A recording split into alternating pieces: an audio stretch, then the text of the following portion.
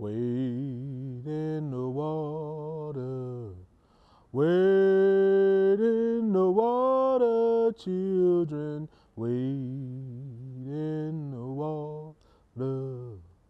God's gonna trouble the water. The Jordan stream is dark and cold. God's gonna trouble the water. It chills my body, but not my soul. God's gonna trouble the water. Come on and wade in the water. Wade in the water, children, wade in the water. Cincinnati is this contradiction in its own rights because it's right across the river from Kentucky, and Kentucky is a slave state and Ohio is a free state. So you have this quagmire of controversy. The attitude towards African Americans in the city of Cincinnati in the northern Kentucky area prior to the American Civil War beginning was kind of harsh. They were working here in the city, working jobs that pretty much no one else wanted in the city, working as rivermen. Here where the Freedom Center sits on the banks of the Ohio River, this was known as Little Africa. So Cincinnati by this time is the 6th largest city in the nation by 1850, 1860. With that, it's making a lot of money off selling its products down the Ohio River, down the Mississippi, making its money off the slave trade. Slave ships were traveling up and down, stopping here in Cincinnati every day, and then continuing on the way down the river. 1829, that causes a riot to break out in Cincinnati. Many African Americans flee. Eventually they do start to come back to the city, but it starts this huge mess with inside the African American community, the white community, the Jewish community, and the German community living here in Cincinnati prior to the American Civil War. You also had another major race riot in 1836, 1841, where they actually fired a cannon into the African American community in Bucktown, which is where P&G Towers now sits.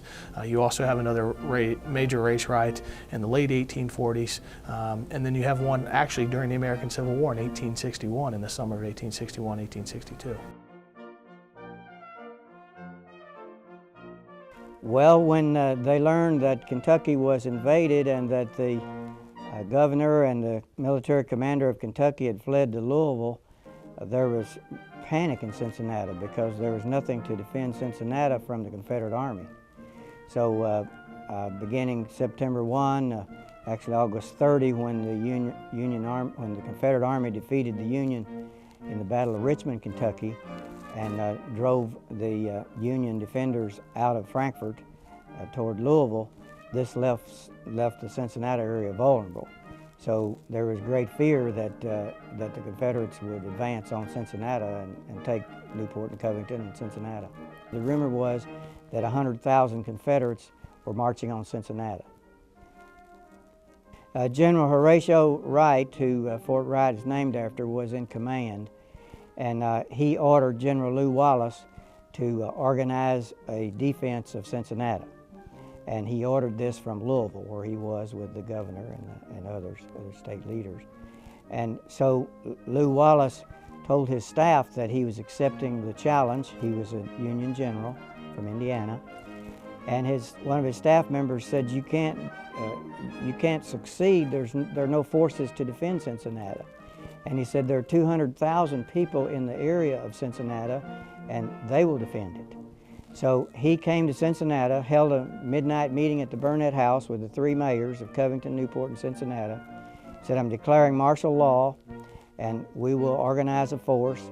His watchword was citizens for labor, soldiers for battle. The martial law order to report to their polling place at 9 o'clock in the morning of September 2, and there they would be enrolled in the militia. And they were ordered, if they didn't do that, they would be enrolled as workers and given a shovel and a pick. And the few who did not, from Covington and Newport, who did not enroll were forced or were put in jail. There were a few men put in jail for refusing to do either one, but you had to do one or the other. But then the order came that all the African Americans were to be arrested and to be taken over as workers. So Cincinnati police in blue uniforms with rifles with bayonet bayonets on them, rounded up all the African Americans they could, all the adult males, from the barber shops, from the hotels, from the levees where they were working, searched their homes, searched their attics, searched under their beds, and came up with 400 of them, marched them to a mule pen on Plum Street and treated them like animals. When Lew Wallace heard about this, he ordered Judge William Dixon of Cincinnati, who was a friend of Lincoln and who his wife was Lincoln's wife's cousin, Mary Lincoln's cousin's wife, Annie. William Dixon was known to be for emancipation, so he was appointed, and he said, let's treat them like men, not as though they're being driven from the city. So he brought them all to downtown Cincinnati on the night of September 4, and he said, you're dismissed, go home, get your hat and coat, say goodbye to your family, come back the next morning, in the morning, and we will enroll you in a work brigade. And we'll provide a flag for you, and we'll protect you, and I'll be your commander, and you'll be treated like a man. The next morning, 700 showed up, over 700. 300 others that hadn't been there the night before, and all the 400 came back. The fighting lasted for 2 days. General Henry Heath was at Fort Mitchell and south of the defenses that Wallace had created for 2 days, September 10 and 11, and overnight on September 10, the night of September 10. And he reported to Lexington, to his commander in Lexington by fast runner, fast horse courier, that these defenses are very impressive, that they're in force, they have cannon, and when Kirby Smith in Lexington learned that, he ordered Henry Heath not to attack. But if he had attacked, there would have been more bloodshed. As there were, 4 Union men were killed, 3 were wounded, 2 Confederate men were wounded, 16 were captured in the skirmishing of the pickets, the outlying guards, during those 2 days. Lew Wallace's men, militia and regulars, looked out over the hills on the morning of September 12. The crisis was over. The Confederates had left in the night. They were gone. So somebody started singing. See, these men were lined up almost elbow to elbow for 8 miles, 72,000 of them, and the rifle pits between the batteries and on each side of Fort Mitchell. And so one of the men started singing to the tune of Battle Hymn of the Republic, John Brown's Body, and it caught on. And they sang it in unison from Ludlow to Fort Thomas. One of those strange things about the Civil War makes it stranger than fiction. John Brown's body lies a-motoring in the grave, but his soul goes marching on. On September 20, not only did the Black Brigade return, but the other troops and militia who were still in northern Kentucky returned to Cincinnati. And Lew Wallace wrote his victory proclamation, and he wrote that in coming time, strangers viewing the works on the hills of Newport and Kentucky will ask, who built these entrenchments? And you can answer, we did. And you can answer, we guarded them in thousands. And if they ask the result, you can say, the enemy came and looked at them and fled away in the night. It was because they knew what the war was about. See, today there's a lot of discussion about what the Civil War was all about. It was about slavery, and the African Americans knew that. They knew this war was about them, and if they could be won, they'd be free. And they knew that they wanted to participate in the war however they could. And whenever they were dismissed on September 20, it was 2 days before Lincoln's preliminary Emancipation Proclamation. And only 2 days, and then what they had done had meaning, because Lincoln had announced that the war was about slavery and freedom, and that they would be free. Later on, a few years after the war, that Lew Wallace and Henry Heath had met at a Cincinnati hotel and were recounting the Siege of Cincinnati. And Heath had said that the intentions were to hold the city for ransom. And certainly things like the Emancipation Proclamation make that very clear. Also, it's very clear just that simply the number of African Americans who enrolled as volunteers in the Union Army. Certainly, Abraham Lincoln realized that we would need African Americans on the Union side to win the war.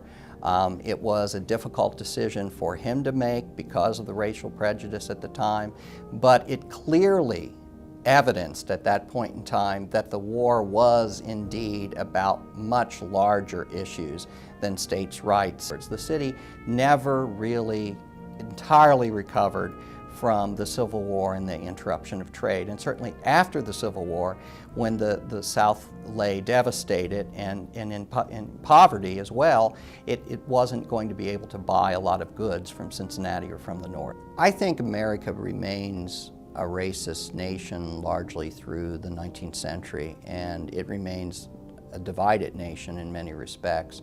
Although we see all kinds of evidence of that breaking down in the late 19th century, when you look at a city of Cincinnati, Covington, and Newport that were so tied to the South, Covington and Newport become, very much democratic after the war, like the rest of Kentucky. It's like they take the losing side. But I think we also should not lose sight of the fact that Cincinnati and northern Kentucky were still almost radical areas and cutting edge areas and innovative areas in the late 19th and early 20th century. They were very much involved in the labor unions. You would even see socialist gatherings and rather strong socialist gatherings in northern Kentucky, socialist candidates running. Cincinnati was not at all conservative. The image today is that we're conservative. It was not at all a conservative area, and I think it wasn't because you had an influx of people, Germans, Irish, Southerners, blacks. And when you have an area that's very cosmopolitan in ideas and a border area are constantly changing, it refreshes a society and makes it more innovative and exciting. I think that's the important thing too we have to remember about the Civil War.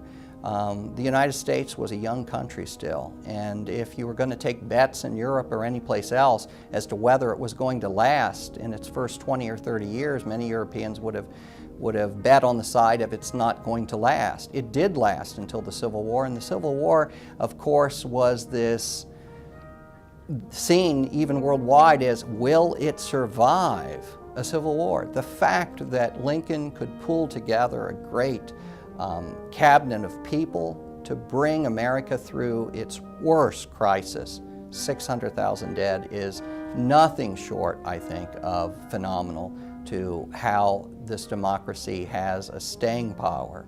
And just when you think that it's down and out and it's going to be defeated, it rallies its forces and meets whatever crisis or occasion and moves on ahead and forges ahead.